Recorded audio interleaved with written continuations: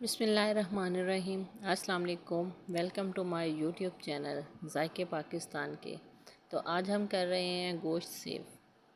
तो गोश्त कैसे सेव किया जाता है वो हम बताते हैं। तो वीडियो स्टार्ट करने से पहले हमारे चैनल को लाइक कर दें, सब्सक्राइब कर दें और बेल आइकन को दबा दें ताकि हर आने वाली नई वीडियो सबसे पहले आप तक पहुँचे।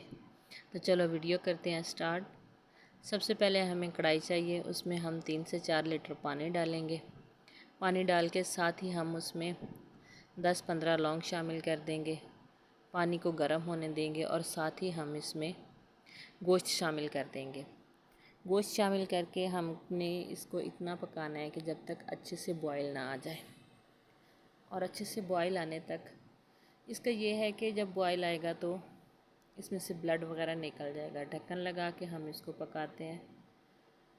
चलो चेक करते हैं कि हमारा गोश्त कैसा हुआ है। जी हाँ, हमारा गोश्त बिल्कुल ठीक हो चुका है। इतना पकाने से ना तो इसका कुछ भी नहीं वेस्ट होता, बस ये है कि इसका ब्लड निकल जाता है। अब हम इसको एक छन्ने में निकाल लेंगे। छन्ने में निकाल के हम इसको फैला देंगे,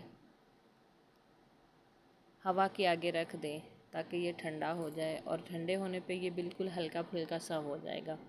तो फिर अपनी मर्ज़ी के पैकेट बना लें, छोटे या बड़े, फ्रीज़ कर लें। लेकिन हाँ, इसको ठंडा करके ही फ्रीज़ करना है, उसके बाद ये काफ़ी लंबे अरसे तक चले जाएगा। तो अगर आपको हमारी वीडियो अच्छी लगती हो तो हमें लाइक कीजिए, सब्सक्राइब कीजिए और बेल आइकन को दबा दीजिए।